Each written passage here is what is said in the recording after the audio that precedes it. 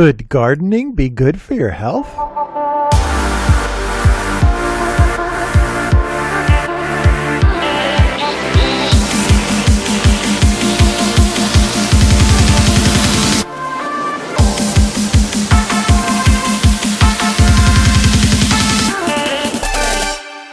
On today's episode, we'll be talking about gardening. Is it a good thing? Is it actually good for your health? Does it help to get out in nature and garden? Today's review comes from the Sunday Times. Why gardening is good for your physical and mental health. A study by Jessica Salter. Okay, we're going to go through this article. Let's start with the second paragraph. People who garden frequently, at least 2 or 3 times a week, felt less stress and an increased sense of well-being comparable to that of daily exercise, according to responses from nearly 7,000 United Kingdom residents. Monty Don is among those who have spoken about how important gardening has been to his mental health, telling the One Show recently that it acts as a huge relief from so many things. Now, if you don't know who Monty Don is, he is a professional gardener. Yes, there are those. From the United Kingdom, he has a lot of television shows. If you have the Roku on your TV, you can also see some of his shows. And they're pretty good if you like gardening. Let's take a look at the positive attributes of gardening. We're going to go down here to the use of gardening as therapy is something that many of us already know about or have come to discover during the lockdown. Previous studies have pointed to boosts in serotonin in the brain from being outside, as well as the light exercise that gardening provides. Gardening is exercise. Other research has shown that repetitive chores such as weeding and watering can induce a meditative-like state. I can attest to this because I was recently in my wife's garden. She has quite an extensive garden. It could almost be called a farm. And just watering the flowers, especially when the sun was setting, was just so relaxing. It puts you in a meditative state. It was very relaxing. You forgot about your troubles. You forgot about the stress of the day. And you're just watering plants. You're helping other living things grow. It was an amazing feeling. I mean, I have to tell you, gardening for anyone can be relaxing. When you plant and care for something, there's a moment when you look at what you've set in motion and you think, I made this happen, says Sue Stuart-Smith, the psychiatrist, psychotherapist, and author of The Well Gardened Mind, Rediscovering Nature in the Modern World.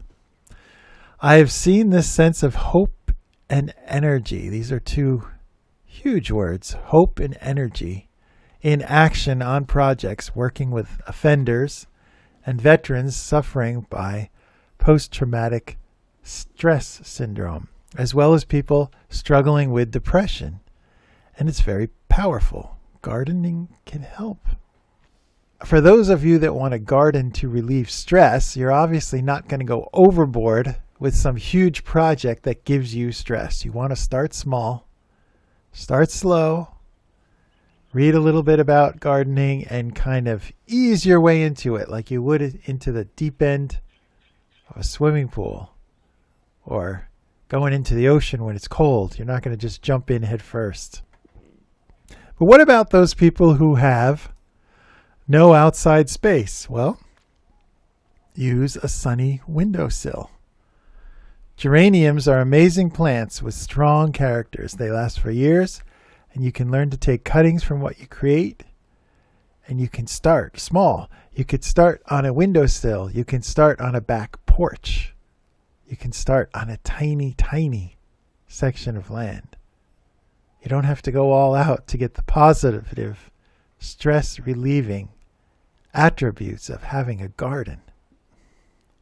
Let's follow up to that last article with this article from Country Living, also from the United Kingdom. Gardening is just as good for the soul as these two trusted de-stressing methods. Just another reason to slip on your gardening gloves and head outside, by Lisa Walden. The daily dose of gardening can boost your soul as much as cycling or running. See, so we're really talking about extensive stuff here. And wouldn't you want to look out your window and see something like this? It's inspiring.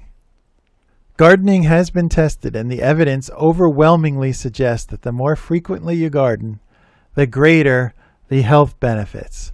So yes, there are more than one article on gardening and de-stressing. It's important. If you don't have to have a green thumb to do this either. You can just try. In fact, gardening every day has the same positive impact on well-being than undertaking regular, vigorous exercise. You can garden or you can exercise. Some people like exercising better. Some people like gardening better. Some people will do both. Now, if you put my wife and myself in the same room and you gave us a choice, hey, do you want to garden or do you want to exercise? I would choose exercise. I enjoy exercising. I exercise almost every day.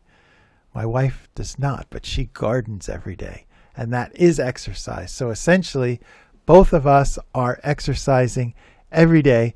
Both of us are de-stressing. I'm de-stressing through exercise. I'm also de-stressing when I help her in the garden. She's de-stressing when she works in the garden, and occasionally I get her to exercise as well.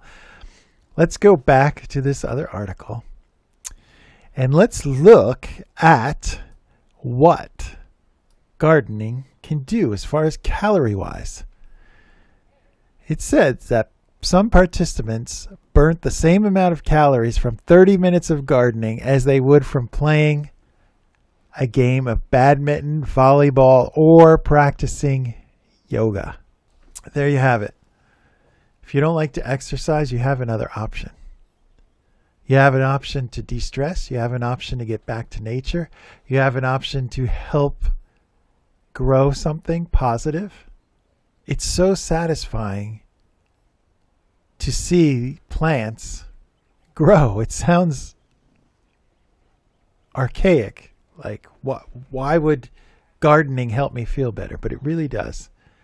And I suggest, if you're feeling a little down, you've had a rough time of it recently, try starting something. Try planting something. You don't have to plant a whole garden.